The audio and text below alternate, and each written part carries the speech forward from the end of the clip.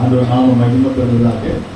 இந்த நாட்களிலே கர்த்தருக்கு பயப்படுகிற ஒரு பயம் குறித்து நம் வேதத்தில் சில சத்தியங்களை படித்துக் கொள்வோமாக. பய பக்தி இல்லாதனாலதான் எல்லா இடங்களிலும் ஆபத்துகள் வருகிறது என்று. சோதம் குமாரா தேசத்துல பயம் இல்லாத, தேவ பயம் இல்லாதனால்தான் அழிவு வந்தது. நோவாவுடைய நாட்களிலே தேவ பயம் இல்லாதனால்தான் அங்கே அழிவு வந்தது. பாபேல் கோபுரம் நாட்களிலே தேவ பயம் இல்லாதனால்தான் அங்க அழிவு வந்தது. தேவ பயம் இல்லாத இடத்துல அழிவுகள் வரும். தேவ பயம் இருக்கிற இடத்துல அழிவுகள் வராது. கர்த்தருக்கு ஸ்தோத்திரம். நமக்கும் நம்முடைய குடும்பத்துக்கும் நம்முடைய சபைக்கும் அழிவு வராம இருக்கிறதுக்கு நாம் என்ன செய்யணும்னா கர்த்தருக்கு பயப்பட வேண்டும். நம் சத்தியத்துக்குள்ள கடந்து போவோம். சங்கீதம் 19ஆம் சங்கீதம் 9ஆம் வசனத்திலே கர்த்தருக்கு பயப்படுகிற பயம் தான் நமக்கு சுத்தமாக இருக்கிறது, ஆசீர்வாதமாக இருக்கிறது. சங்கீதம் 19:9 படிக்கிற கர்த்தருக்கு பயப்படுகிற பயம் சுத்தமும் என்றைக்கும் நிலைக்கிறதுமா இருக்கிறது. கர்த்தருக்கு ஸ்தோத்திரம். கர்த்தருக்கு பயப்படும் பொழுது அந்த பயம் சுத்தமா இருக்கணும். அப்ப சுத்தமா இருக்கிறோம்னா உண்மையா பியூரா இருக்கணும் இல்லையா? நம்ம ஏதாவது செய்யும்போது சுத்தமா செய்யுங்கன்னு சொன்னாங்க, கலப்படம் இல்லாம. அப்போ கர்த்தருடைய பயம் கலப்படம் இருக்கக்கூடாது. சபைக்கு வரும்போது கர்த்தருடைய பயம், சபையை விட்டு வெளியே போயிட்டானா கர்த்தருக்கு பயப்படாம இஷ்டம் போல வாழ்றது ஜீவிக்கிறது, அப்படி இருக்கக்கூடாது. கர்த்தருடைய பயம் எப்படி இருக்கணுமா? கலப்படம் இல்லாமல் சுத்தமாய் இருக்க வேண்டும். அது மாத்திரமல்ல, கர்த்தருடைய பயம் நிலைத்திருக்க வேண்டும். ஒரு நாளைக்கு இல்ல, வாரத்துல ஒரு நாள் கர்த்தருடைய பயத்துல இல்ல, ஒவ்வொரு நாளும் கர்த்தருடைய பயத்துல நிலைத்திருக்க வேண்டும். கர்த்தர் என்னை பார்க்கிறார், என்னை காண்கிற தேவன். வேலைக்கு போனாலும், காலேஜுக்கு போனாலும், ஸ்கூல் போனாலும், எங்க போனாலும் கர்த்தரனை பார்க்கிறார், கர்த்தரனை பார்க்கிறார், கர்த்தரனை பார்க்கிறார். கர்த்தருடைய பயம் நமக்கு இருக்க வேண்டும். அதனால்தான் கர்த்தருக்கு பயப்படுதலே என்று சொல்லும் பொழுது 111ஆம் சங்கீதம் 10ஆம் வசனத்தில் படிக்கிறோம். கர்த்தருக்கு பயப்படுதலே. பயப்படுதல் என்ன? 111:10 படிங்க. கர்த்தருக்கு பயப்படுதலே ஞானத்தின் ஆரம்பம். அவருடைய கற்பனைகளின்படி செய்கிற யாவருக்கும் நற்புத்தி உண்டு. அவர் புகழ்ச்சி என்றைக்கும் நிற்கும். கர்த்தருக்கு ஸ்தோத்திரம். ஞானம் எப்படிங்க கிடைக்கும்? கர்த்தருக்கு பயப்படும் போதுதான். பிள்ளைங்க பாருங்க, இந்த வருஷத்துல நம்முடைய சபை பிள்ளைங்க எல்லாரும் பாஸ் ஆயிட்டாங்க படிச்சு. அப்ப என்ன அர்த்தம்னா, சண்டே ஸ்கூல் படிக்கிறதுனால கர்த்தருக்கு பயம் இருக்கு பிள்ளைங்களுக்கு. அதனால எல்லாரும் பாஸ் பண்ணிட்டாங்க, நல்ல மார்க்லாம் எடுத்திருக்காங்க. கர்த்தருக்கு ஸ்தோத்திரம். ஒருவரும் ஃபெயில் ஆகல, தோல்வி அடைய, எல்லாரும் தேர்ச்சி பெற்றிருக்காங்க. அப்படி அர்த்தம் என்ன? நம்ம பிள்ளைங்க கர்த்தருக்கு பயப்படுகிறாங்க. இப்ப சபைக்கு வர பிள்ளைங்க கர்த்தருக்கு பயப்படுவாங்க. அப்போ நம்ம விசுவாசி பிள்ளைங்க கர்த்தருக்கு சபைக்கு வரலன்னா அவங்களுக்கு தேவ பயம் இருக்காது.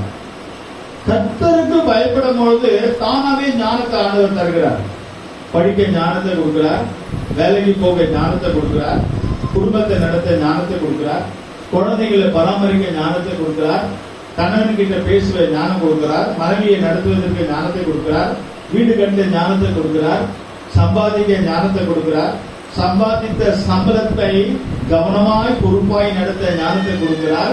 இப்படி எல்லா ஞானத்தை தேவன் நம்ம கொடுக்கிறார். கர்த்தருடைய ஞானம் இருக்கும் என்று சொன்னால் குடும்பத்துல நம்ம சம்பாதிக்கிற பணமும் பொருளும் கரெக்டாய் நடத்த நமக்கு ஞானத்தை கொடுப்பார். கர்த்தருக்கு ஸ்தோத்திரம். இந்த ஞானம் எப்படி வருகிறது? கர்த்தருக்கு பயப்படும் போதுதான் ஞானம் வருகிறது. அதுல தேர்ச்சி அடைந்த சாலமோன் ராஜா பாருங்க, அவர் எவ்வளவு ஞானம் உள்ளவராக இருந்தார். அருமையானவர்களே, நம்ம குடும்பத்துல ஏன் பிரச்சனை வருகிறது? ஞானம் இல்லாத வார்த்தைகள், ஞானம் இல்லாத பேச்சுகள், ஞானம் இல்லாத காரியங்கள்.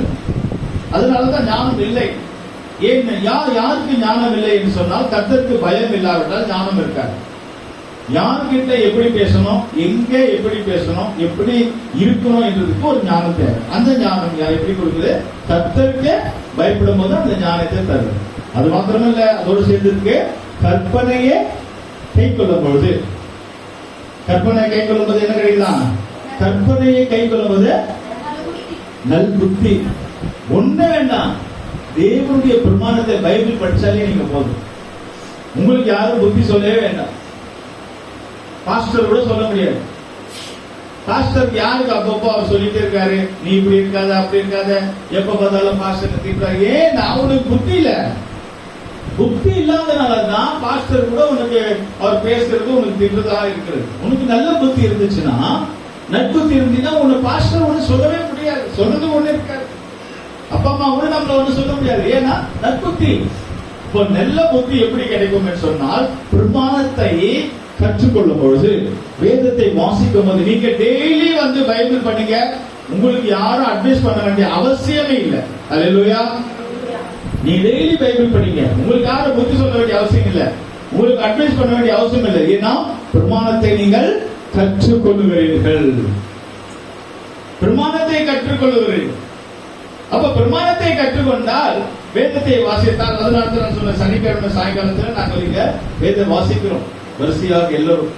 அப்ப கர்த்தருடைய வார்த்தை தன்னுடைய வாயிலை புறப்படும் போது, கர்த்தருடைய வார்த்தை தன் இதயத்திலே கை கொள்ளும் போது, கர்த்தருடைய வார்த்தை நாம் ஏற்றுக்கொள்ளும் போது, ஆண்டவர் நல் புத்திகளை நற்புத்திகளை கொடுக்கிறார். அல்லேலூயா.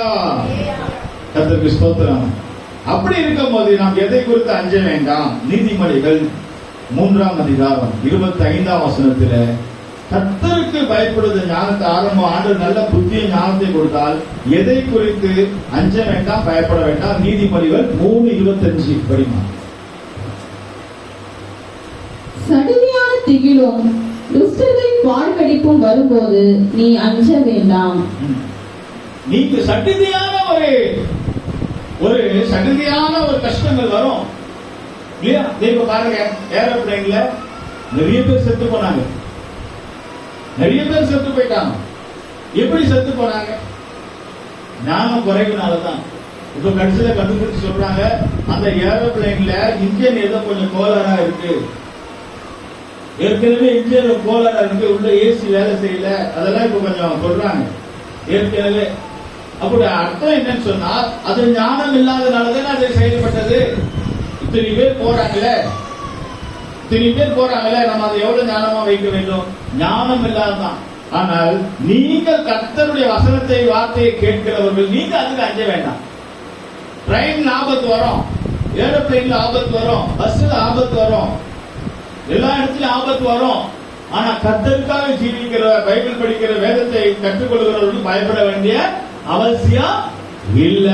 அல்லேலூயா. நீங்கள் அதுக்கு என்ன செய்ய வேண்டாம், அஞ்சே வேண்டாம். அதை கண்டு பயப்படும். ஐயோ அவங்க செத்துட்டாங்களே, ஐயோ அவங்களுக்கு ஆயிடுச்சு, ஐயோ இவங்களுக்கு ஆயிடுச்சு. மரண பயம் நிறைய பேருக்கு. ஐயோ அவங்களுக்கு ஆயிடுச்சு, ஐயோ அவங்களுக்கு நல்லா இருந்தாங்க, செத்துட்டாங்களே. நல்லா இருந்தாங்களே, நல்லதா இருந்தாங்க, சத்தியத்தை கை கொண்டாங்களா?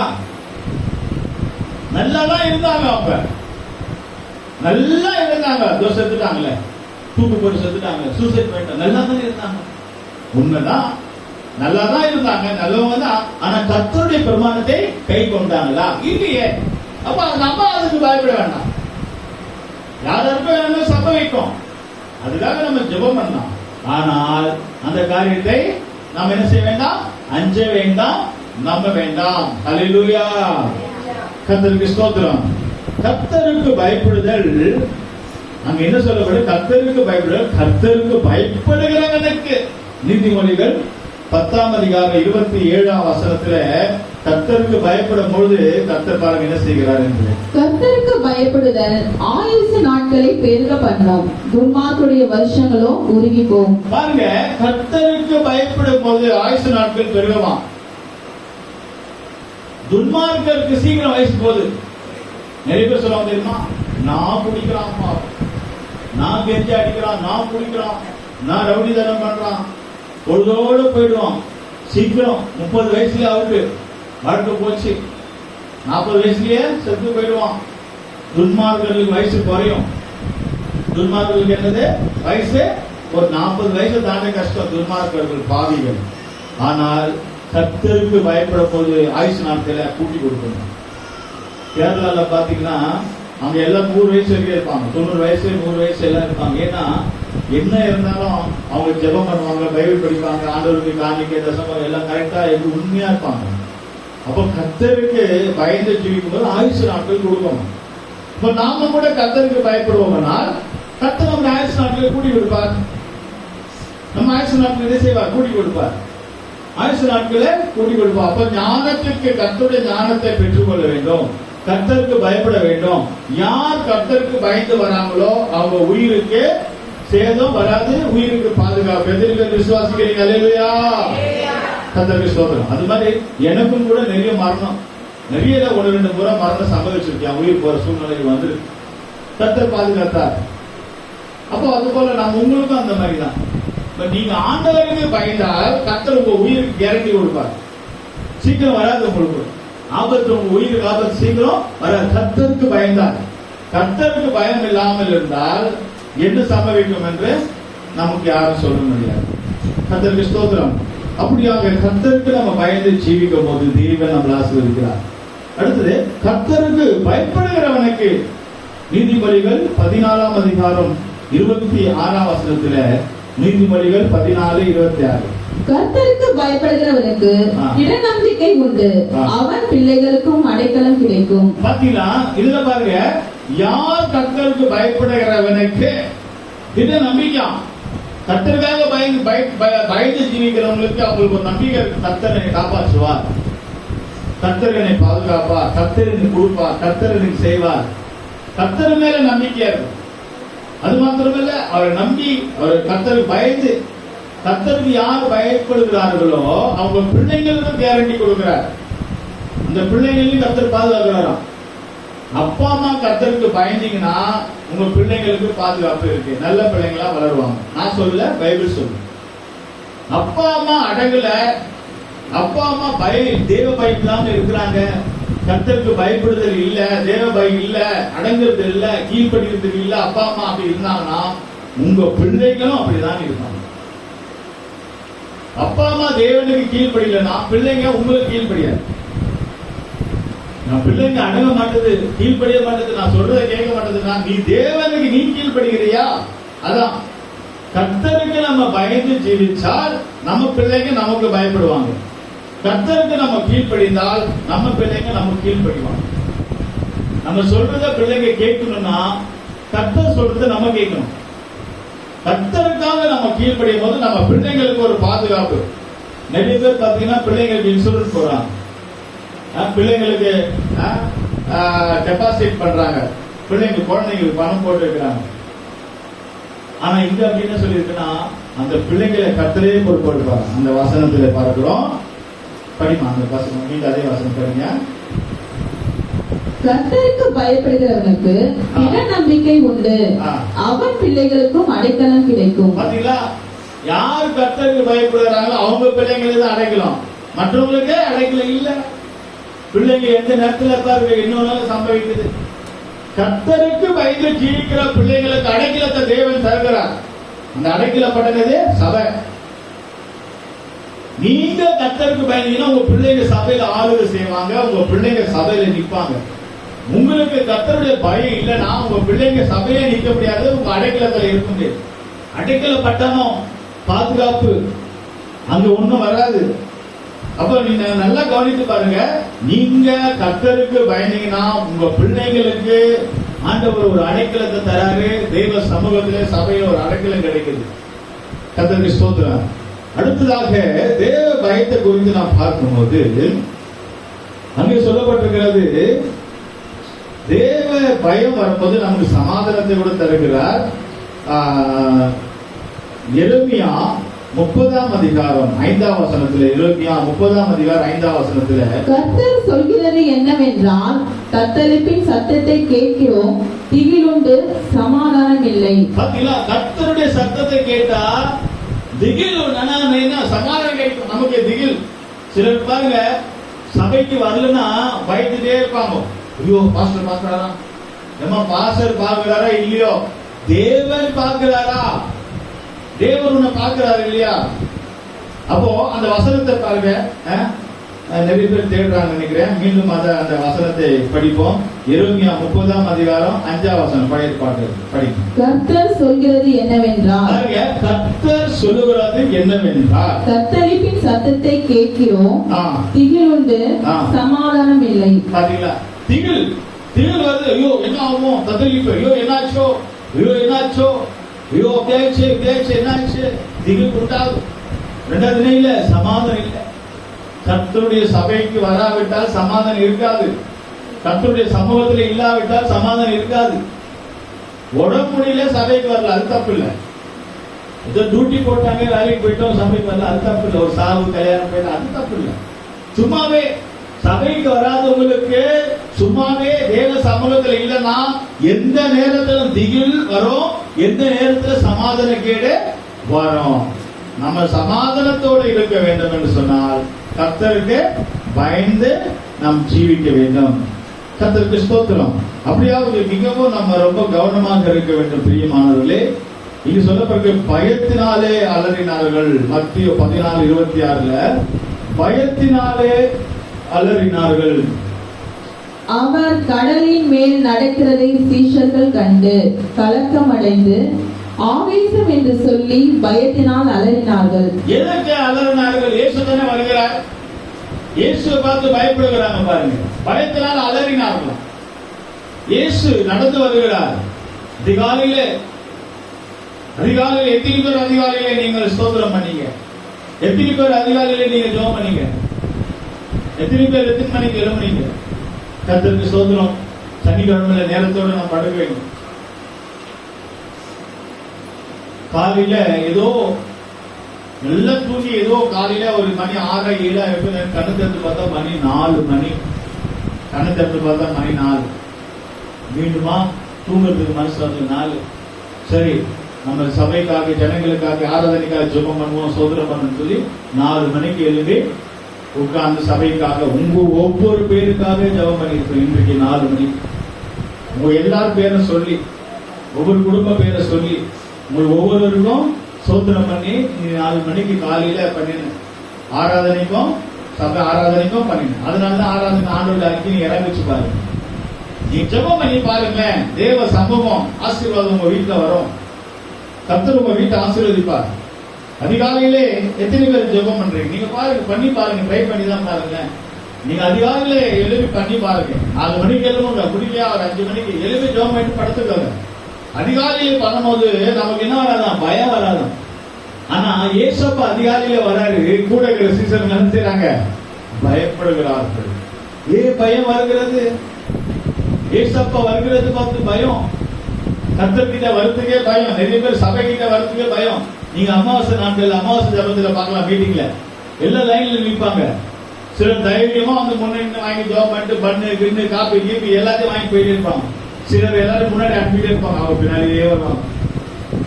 எல்லாரும் போட்டு ஏன் சொல்லுங்க? ஏன் எல்லாரும் போட்டு முதல்ல எல்லாரும் போட்டு பின்னாலேயே தயங்குவாங்க. பின்னால வருது, அப்படியே பின்னாலேயே நிற்பாங்க அமாவாசை கூட்டத்துல பப்ளிக்ல. ஏன்?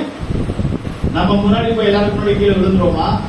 நம்ம முன்னாடி போய் பிசாசு வெளியே வந்துருமா? ஒரு பயம் இருக்கும், ஒரு அச்சம் இருக்கும். தேவ சமூகத்துக்கு முன்னாடி வர ஒரு பயம், ஊழியக்காரர்கிட்ட முதல் ஜெபம் பண்றதுக்கு பயம், இதெல்லாம் பல பயங்கள் இருக்கும். இயேசுவை பார்த்து பயப்படுகிறார்களே. இயேசு நடுராத்திரிலேயே அதிகாலையிலே கடல்களே வரும்போது சீசர்கள் இயேசுவை கண்டு பயப்படுகிறார்கள். ஏன் பயம்? பைபிள் கொண்டு வர பயம், ஞானஸ்தானம் எடுக்கிறதுக்கு பயம், அபிஷேகம் பெறுவதற்கு பயம், சபைக்கு வருவதற்கு பயம். இதுல வர பிசாசு வர என்ன செய்வான்? வார்த்தையை போட்டுருவான். நீ 2 வாரம் வரல, போ, உன்னை பாஸ்டர் என்ன பண்ண போறாரு ஒரு பயத்தை என்ன பண்ணுவாரு? போய் ஒரு சாரி பாஸ்டர் அடுத்த முறை வந்தா வேலை படிச்சு பிசாசு பயம் காட்டுவான். இன்னும் நீ வராத அளவுக்கு. அப்படிதான் ஆதாம் ஏவாளுக்கு பண்ணான். ஏன் ஆதாம் ஏவாளும் தேவன் சொன்ன கனியை புசிக்காமல் தேவன் சொன்ன கனியை விட்டுட்டு பிசாசு சொன்ன கனியை புசித்தார். அப்போ கண்ணு திறக்கப்பட்டது. இப்போ பிசாசு என்ன சொல்றான்? தேவன் வருவாரு, உன்னை தண்டிப்பாரு, உனக்கு என்ன ஆக தெரியல, நீ தோட்டத்தை விட்டு ஓடு. இப்ப தேவன் இறங்கி வருகிற வேலையிலே ஆதாம் கூப்பிடுகிறார், ஆதாமே ஆதாமே எங்க இருக்கிறாய்? அதான் பயந்து ஓடுறான், மரத்துக்கு விலகி ஒளிறான். ஐயோ நான் தப்பு பண்ணிட்டேன், நான் பாவம் பண்ணிட்டேன். யார் சொன்னது? நீ திருவாரி யார் சொன்னது? ஆண்டவர் கேட்கிறார். தெரியுமா தெரியாதா? அவருக்கு தெரியும். தேவனுக்கு கீழ்ப்படியாக நீ போனது அவருக்கு தெரியும். நீ எங்க போற, எங்க வர, என்ன செய்ய எல்லாம் அவருக்கு தெரியும். தெரியாத போல அவர் கேட்கிறார், ஆதாமே எங்க இருக்கிறார்? அவன் மரத்துக்கு முன்னாடி ஒளிஞ்சு கொண்டான். கர்த்தருக்கு ஸ்தோத்திரம். அவன் ஆசீர்வாதத்தை இழந்து போனான், அவன் சமாதானத்தை இழந்து போனான். ஏதோ அங்க பழம் கிடைக்கிறது, பார்க்க நல்லா இருக்கு, புசித்தான் சமாதானம் போயிடுச்சு. எல்லா இடத்துக்கும் நம்ம போகும்போது கவனமா போக வேண்டும். பிசாசு கூப்பிடுவான், ஏமாலே வான்னு. பிசாசு எல்லா இடத்துக்கும் உங்களை கூப்பிடுவான். நீ அங்க வா, நீ இங்க வா, நீ அங்க வா. உன்னை எல்லா இடத்துக்கும் பிசாசு கூப்பிடுவான். எல்லா இடத்துக்கும் பிசாசு வார்த்தையை கேட்டு போனா உன் சமாதானம் போயிடும். தேவ சத்தத்துக்கு நம்ம செவி கொடுப்போம்னால், கர்த்தருடைய சத்தத்துக்கு செவி கொடுப்போம்னால் பயந்து ஓட வேண்டிய அவசியம் இல்லை. ஐயோ, நீ 2 வாரம் போல சபைக்கு போ, உன்னை காலி பண்ணிட்டு வரப்பா, போ. அவர் உனக்கு என்ன வசனத்துல குத்த போறாரு, உனக்கு பயத்தை காட்டுவான். அதனால நீ என்ன பண்ணுவ? எங்கேயாவது மரம் கிடைக்குமா, எங்கேயாவது அதை கிடைக்குமா, நீ மறைஞ்சு மறைஞ்சு உட்காருவ, மறைஞ்சு மறைஞ்சு ஓடுவ, மறைஞ்சு மறைஞ்சு தலையை காட்டுவ. அதான் சம்பவிச்சதுல அதான் மறைஞ்சு மறைஞ்சு ஓடுறான் இல்லையா மரத்துக்கு பின்னாடி. ஆனால் அவன் தேவன் சொன்னதை கேட்டால் அவன் பயப்பட வேண்டிய அவசியம் இல்லை. கர்த்தருடைய சமூகத்திலே தேவ சத்தத்துக்கு செவி கொடுத்து கர்த்தருக்கு பயப்படுவோமானால் யாருக்கும் பயப்பட வேண்டிய அவசியம் இல்லை. பயந்து ஓட வேண்டிய அவசியம் இல்லை, மறைந்து கொள்ள வேண்டிய அவசியம் இல்லை. தைரியமா முன்னாடி வந்து ஜெபம் பண்ணிட்டு போயிட்டே இருக்கலாம். ஏன்னா கர்த்தருக்கு பயம் இருந்தால். ஹல்லேலூயா.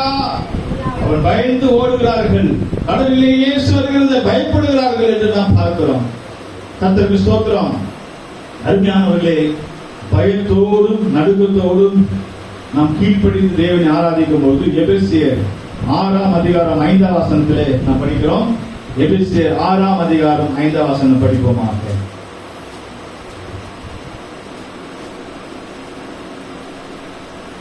எபேசியர் 6:5.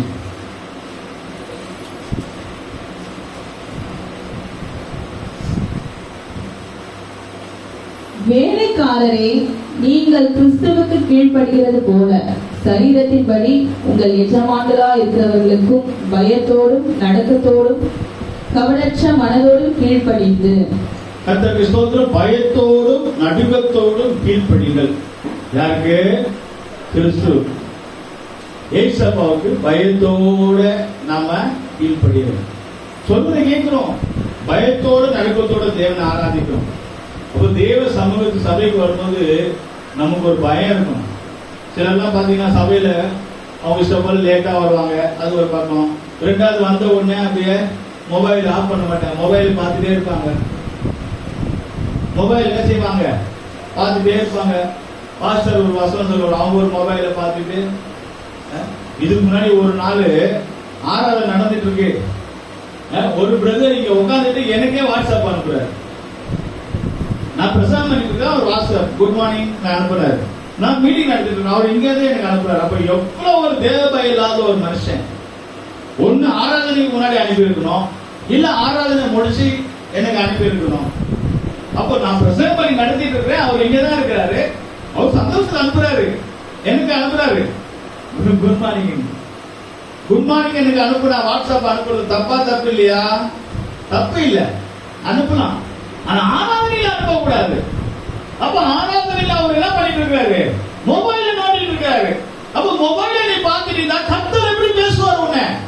அப்ப அதுதான் ஆண்டவர் என்ன பண்றாரு? சபையை விட்டு தூக்கி வீசி போடுறாரு. போட்டா இங்க இருக்காத. அப்ப தேவனுக்கு சொல்றது, நான் மன்னிச்சு, நான் வந்து வெளியே போன்னு சொல்லல. நான் வந்து நீ என்ன எனக்கு அனுப்புற, போ வெளியே போ நான் சொல்லல. நான் சொல்லல, தேவன் சொல்லிட்டார். அருமையானவர்களே, அதோட அர்த்தம் நீங்க விலகிக் கொள்ளுங்க. சபைக்கு வருவது எதுக்கு வரும்னா பயத்தோடும் நடுக்கம் உண்டாக்கும். பயம். ஐயோ கர்த்தர் பாக்குறாரு, மொபைலை பார்க்க கூடாது. நிறைய பேர் பாருங்க, நீங்க செக் பண்ண, நீங்களே செக் பண்ணலாம். உட்காந்துட்டு அப்படியே மெசேஜ் அனுப்பிட்டே இருப்பாங்க. பாஸ்டர் என்ன? அதனாலதான் திருந்துறது இல்ல, அதனாலதான் மனம் மாறுறது இல்ல. அவங்க திருந்த மாட்டாங்க, மனம் மாற மாட்டாங்க, அப்படியே இருப்பாங்க, மொபைல் நோண்டிட்டு இருப்பாங்க. சிலர் என்ன பண்ணுவாங்க, குழந்தைங்க கிட்ட கொஞ்சிட்டு இருப்பாங்க. இப்ப வீட்டுல என்ன பண்ற, வீட்டுல கொஞ்சிட்டு இருக்கு, ஆராதனையில குழந்தைங்க அப்படியே குழந்தைங்க பேசிட்டு இருப்பாங்க. குழந்தைங்களுக்கு ஒண்ணும் தெரியாது, இவங்க குழந்தையே பார்த்துட்டு இருப்பாங்க. குழந்தைய பார்த்து பார்த்து பார்த்து இவங்களும் குழந்தையா மாறிடுவாங்க. சபையில பாருங்க, குழந்தையா மாறிடுவாங்க. பாட்டு பாட தெரியாது, ஜோம் பண்ண தெரியாது, ஒண்ணும் தெரியாது, ஒரு சாட்சி சொல்ல தெரியாது. அப்ப அவங்க யாரு? குழந்தை. பெரியவங்களா இருந்தாலும் குழந்தை தான். இப்ப குழந்தைங்களை சேர்க்க இயேசு கிறிஸ்து வரவில்லை. யார சேர்க்க வராரு? மனவாட்டியை சேர்க்க வராரு. ஒரு பெண்ணுக்கு பூர்ண வளர்ச்சி இருந்தா தான் கல்யாணம் பண்ண முடியும். 2 வயசு குழந்தை யாராவது கல்யாணம் பண்ணுவாங்களா? அட்லீஸ்ட் ஒரு 21 வயசா இருக்கணும் அந்த பொண்ணுக்கு, அப்பதான் கல்யாணம் பண்ண முடியும். பூர்ண வளர்ச்சி இருக்கணும் இல்லையா? கர்த்தருக்கு ஸ்தோத்திரம். அப்போ அங்க சொல்லப்பட்டிருக்கிற வசனத்தின்படி நம்ம பயத்தோடும் நடுக்கம், ஒரு நடுக்கம் இருக்கணும். ஆண்டவரை ஆராதிக்கும் போது ஒரு நடுக்கம், கண்ணை திறக்கூடாது. யாரா பேசுறாங்களா பேசிட்டு போட்டோம், ஐயோ நம்ம கண்ணை திறக்கூடாது. நடுக்கத்தோடு தேவன் இருக்கணும். பயந்து கையில பைபிளை எடுத்துட்டு இல்ல, ஒரு நடுக்கம் நமக்குள்ள இருக்கணும். ஐயோ சபைக்கு வரும், கர்த்தர் பாக்குறாரு, நடுக்கம். யார் புதுசா வர கூட என்ன பேசினா என்ன வேணா பேசிட்டு போறோம். நம்ம ஒரு நடுக்கத்தோடு இருக்கணும், பயந்து இருக்கணும். நாங்கெல்லாம் விசுவாசம் இருக்கும் போது எங்க ஊழியக்காரர் முன்னாடி நிக்கவும் மாட்டோம், பயமா இருக்கும். கவர்மெண்ட் போயிட்டு ஒரு பாகத்துக்கே பயமா இருக்கும், அவர்கிட்ட பேசுறதே பயமா இருக்கும். 40 வருஷமா சபைக்கு நாங்க போறோம். சின்ன குழந்தையில இருந்து சேரா மாதிரி தான் நானும் போறேன். ஆனாலும் கூட வாலிப வயசா இருக்கும் போது ஊழியக்காரர்கிட்ட பேச முடியாது, ஒரு பயம், நடுக்கும். அவங்களை பார்க்கும்போது ஐயோ தலையில என்ன கொட்டியிருக்காரு ஊழியக்கார். பெரிய வயசா இருக்கும் போது 18 வயசுல என்ன தலையில கொட்டியிருக்காரு ஊழியக்காரு. அதனாலதான் இங்க நான் ஒரு பாஸ்டரா மாறி இருக்கேன் இல்லையா? அப்ப என்ன தலையில கொட்டின ஊழியக்கார் நான் திருப்பி கொட்ட தெரியாதா? நானும் கொட்டிருக்கல, அது நான் செய்யல. இத்தனையும் தப்பு கொடுப்பாங்க. யாரோ ஒருத்தன் பண்ண தப்புக்கு என்ன போட்டு கொட்டிட்டாரு, நான் அமைதியா இல்லை. அருமையானவர்களே, பைபிள் சொல்லிருக்கு ஊழியக்காரங்க தலையில கொட்டினா அது என்னவா, தலைக்கு எண்ணெயா இருக்கான். தெரியுமா அந்த உங்களுக்கு? அந்த ஊழியக்காரங்க தலையில கொட்டினா தலைக்கு எண்ணெய் ஆசீர்வாதமா மாறுதான். கர்த்தருக்கு ஸ்தோத்திரம், அல்லேலூயா. அப்போ சபைக்கு வரும்போது எப்படி வரணுமா? பயத்தோடும் நடுக்கத்தோடும் யார் ஆராதிக்கணும்? கர்த்தரை ஆராதிக்க வேண்டும். கர்த்தருக்கு ஸ்தோத்திரம். அடுத்ததாக நம்ம இந்த பயபக்தி என்பது நமக்கு ஒரு பெரிய ஆசீர்வாதத்தை தருகிறது இல்லையா? ஆண்டவர் நமக்கு பயபக்தியோடு தேவனை ஆராதித்து தேவனை என்ன செய்யணும்? கடந்து போக வேண்டும். எபிரியர், கடைசியா ஒரு வசனம் சொல்கிறேன். எபிரியர் 11ஆம் அதிகாரம் 7ஆம் வசனத்தில பயபக்தி உள்ளவனாகி சுதந்திரவாளியாக ஆசீர்வாதமாயிருப்பான். எபிரியர் 11:7 படிக்க. விசுவாசத்தினாலே நோவா தற்காலத்திலே காணாதவைகளை குறித்து தேவ எச்சரிப்பு பெற்று பயபக்தியுள்ளவனாகி தன் குடும்பத்தை ரட்சிப்பதற்கு பேழையை உண்டு பண்ணினான். அதனாலே அவன் உலகம் ஆக்கினைக்குள்ளாதென்று தீர்த்து விசுவாசத்துடனாகும் நீதிக்கு சுதந்திரவாளி ஆனான். ஆமென், அல்லேலூயா. நோவா எப்படி இருக்கானா? பயபக்தியா இருக்கிறான். அதனாலதான் குடும்பத்தை பாதுகாத்தான். நீங்க நோவாவை போல பயபக்தியா இருந்தா உங்க குடும்பத்தை பாதுகாக்க முடியும். உங்க குடும்பத்துக்கு ஒன்றும் சம்பவிக்காது, உங்க குடும்பத்துக்கு ஒரு கஷ்டம் வராது, உங்க குடும்பத்துக்கு கஷ்டம் வரக்கூடாது, உங்க குடும்பத்துக்கு பிரச்சனை வரக்கூடாது என்று சொன்னால் நீங்க பயபக்தியா இருந்தீங்கன்னா உங்க பிள்ளைகளுக்கு ஒண்ணும் வராது. நோவா பயபக்தியா இருந்தனால அவன் குடும்பம் பாதுகாக்கப்பட்டது. கர்த்தருக்கு ஸ்தோத்திரம். அப்பா அம்மா பயபக்தியா இருந்தால் பிள்ளைகளுக்கு ஒன்றும் வராது. நோவா பயபக்தியா இருந்தனால பேழையை உண்டாக்குனான். பேழை எதை காட்டுகிறது? சபையை காட்டுகிறது. சபையில நீங்க ஒரு கல்லாய் மாற முடியும். நீங்க பயபக்தியா இருந்தீங்கன்னா சபையில ஒரு தூணாய் மாற முடியும். உங்களை கொண்டு ஆண்டவர் சபையை கட்டுவார். எத்தனை பேர் விசுவாசிக்கிறீங்க? ஆண்டவர் என்னை கொண்டு சபையை கட்டுவார், என்னை கொண்டு சபையை கட்டுவார். தாவீது பணம் சேர்க்கிறானா? தாவீதை கொண்டு சபையை கட்டல ஆண்டவர். ஏன் தெரியுமா? ஏன் தாவீதை கொண்டு சபையை கட்டல? ஏன் கட்டல? எப்ப பார்த்தாலும் சண்டை போட்டுட்டே இருப்பான் தாவீது. ரத்தம் சிந்துதல், அவன் கையில ரத்தம் சிந்துதல். எப்ப பார்த்தாலும் வெட்டு குத்து சண்டை அது இது. தாவீது நல்லவன், ஆனா சண்டை போட்டுட்டே இருப்பான். அப்ப சண்டைக்காரர்களும் சண்டைக்காரிகளை வச்சு சபையை ஆண்டவர் ஒருபோதும் கட்ட மாட்டார். யார் வச்சு கட்ட மாட்டார்? சண்டைக்காரன் சண்டைக்காரி. யார் சண்டைக்காரியா இருக்கிறார்களோ, சண்டைக்கு போறது ரெடியா இருக்கிறார்களோ, அவர்களை வச்சு சபையை ஆண்டவர் ஒருபோதும் கட்ட மாட்டார். தாவீதை வச்சு சபையை கட்டலையே. அப்ப யாரை கட்டினார்? தாவீதுடைய மகனாகிய சாலோமோனை வச்சு கட்டினார்.